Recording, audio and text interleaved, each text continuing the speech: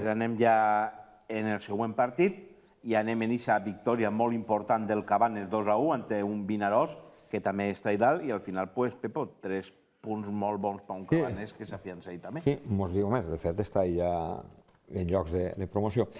Mos dia Òscar que li va agradar molt el Vinaròs, un equip molt ben plantat, un equip molt fort físicament, que saben a lo que juguen, que apreten molt. Una primera part molt igualada, sí que la segona part va estar molt bé el Cabanes, que va jugar una miqueta més per fora i li va fer mal, no? Se va ficar en minut 82 i 85 2 gols, i després va haver un penal d'Edi que retalla el Vinaròs, però no li va donar temps a més, no? Anem a veure. I n'hi ha una cosa molt curiosa, el primer gol, Alejandro, és un canvi, la primera pilota que toca és una paret, li tornen la pilota i fa el gol, el 1-0, és a dir, 20 segons en el camp i fa el gol. Anem a veure això i 6 jugades de gol. També va pillar plovent, ahí veiem el delegat en paraigües. Este és un primer córner i Cristian, porter del Vinaròs, rebutja amb dificultats. Ara sí, és un remat creuat i Cristian acaba agafant la pilota sense problemes. Ara sí, la pilota aplega a Borja, que fa un passe arrere, no sé el que remata, i Cristian torna a agafar la pilota. Ara sí, és una falta lateral, rebutja Borja, ahí n'hi ha un centre, este és Borja, que centra un remat a més, no s'aplega a adivinar, no puc fer zoom perquè la qualitat és la que és, i Cristian acaben agafant la pilota. Ara sí, veurem la repetició, i després veurem la jugada del gol que comentàvem, que el xico que acabava d'eixir en el canvi marca el gol. N'hi ha un remat des de terra i Cristian, ben situat, acaba agafant la pilota. Ara veurem, així, en el centre, com és Alejandro, que està entrant per Lucas.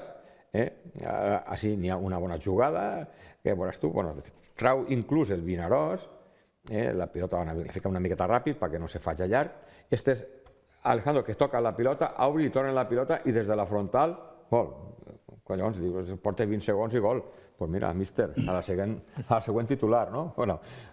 Ahí veiem, el remat molt bé, també la pilota va molt ràpida, no aplega a botar abans, però pega tal pal. Això era el 82 i diu, que bé, no? Ara sí, és una bona jugada. Ahí en un principi s'adivina penal a Jordi Pitar, però la pilota continua i Ortiz remata i fa el gol. No sé si l'àrbit, si no haguera fet el gol, si haguera pitat el penal o no, perquè el penal teòricament diuen que no n'hi ha de l'avantatge. Però ahí veiem, és un penal clar del porter, el Cristian, ahí arrolla, l'enganxa i la pilota, li arriba Ortiz i gol. Ara sí, veurem el penal d'Edi, que fa com si s'apartara, però deixa la cameta, que és el que fa que s'adivine el penal. Edi diu, jo, farà una cosa així. Ahí s'aparta, però ahí deixa la cama i és on enganxa el jugador de Vinaròs. I Marcos Hidalgo, que té sang d'orxata per l'edat que té, ojo el gol que fa de penal, 2-1 en el minut 94. Ahí està, i gol. Víctor, vosaltres vau jugar contra Cabanes, no? Sí. I va guanyar. Va guanyar. Què te va pareixer el Cabanes? Pues mira, és que justament nosaltres juguem contra el que és el Cabanes. I mira, a més la sort que són de per allí, quan podem arribem. I jo en pretemporada sempre que l'he vist, el Cabanes és un equip que sincerament m'agrada.